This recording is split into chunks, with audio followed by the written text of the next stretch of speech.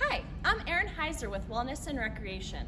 Today I am going to take you through a climbing training routine to train yourself on balance for climbing. This workout is a really fun workout for me. I love training balance, and we're going to go through a variety of things. We're going to start by talking about how to use a balance board. We'll go into some ground exercises, and then we will finish with a very basic beginner handstand progression. Today for our training, you will need a nice flat surface on the ground to do some ground exercises on, as well as a flat vertical surface in order to do a handstand progression. Balance is super important to train when you are training for climbing because balance really allows you to do so much more in the vertical environment.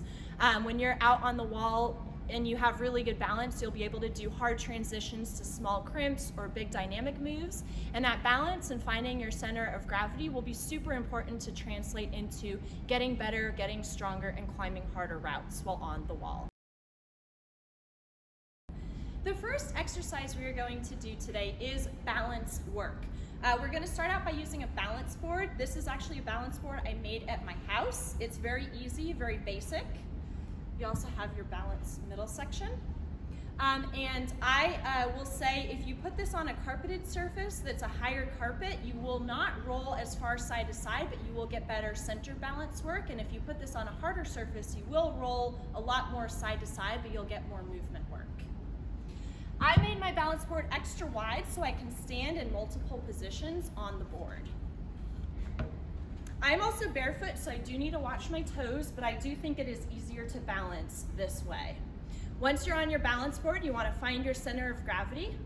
You can also change your hand positions. You can imagine you're doing crimps, a Gaston, you can reach for something really high, and you can position yourself lower on the board to get more of that center of gravity balance, or higher on the board to really work your core. The next exercise we're going to do is very, very simple. It is standing toe touches. This is also a fantastic warm-up if you are looking to do something to warm up during your climbing. So use a little bit extra balance. If you do a hand-toe touch to your opposite hand, that is going to give you a lot more balance. You can also do it very, very slowly and controlled the entire way, and that will make you focus on your balance a lot more as well. The next exercise we are going to do are bird dogs. Again, very, very simple and straightforward. However, they are really, really good at helping with balance and helping to correct any side-to-side strength issues that you have. So a lot of times in climbing, one side is stronger than the other. Bird dogs is a fantastic way to kind of even out that strength so that you are both strong in both sides. You want to make sure that you get in a position with your knees on the ground, your hands flat on the ground, your shoulders in line with your wrists. You are then going to lift up your opposite hand and your opposite foot in a perfectly straight line. Hold it for a second and then release. Make sure that you're doing this evenly on both sides so that you get the full stretch. If this is too hard, try to just lift your hands and feet up as far as you can go. If this is too easy, really, really concentrate on trying to bring that motion forward and back as slowly as possible. Hold it for a little bit longer and then reposition. The next activity we are going to do is a single leg deadlift, and you will need one small weight for this. I'm using a water bottle because that's what I have at hand, but if you have a dumbbell or any other weight, a backpack, that is a great tool. Make sure that you keep your weight in both hands. You're going to keep your body nice and straight, and you really want to focus on something ahead of you to make this a good balance activity.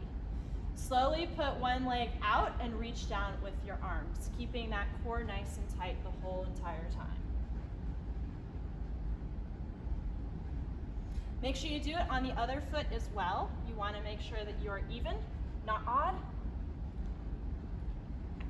And the slower that you do this activity, the more work it is going to do on your balance. The last thing we are going to do today is talk through a very basic beginner handstand progression.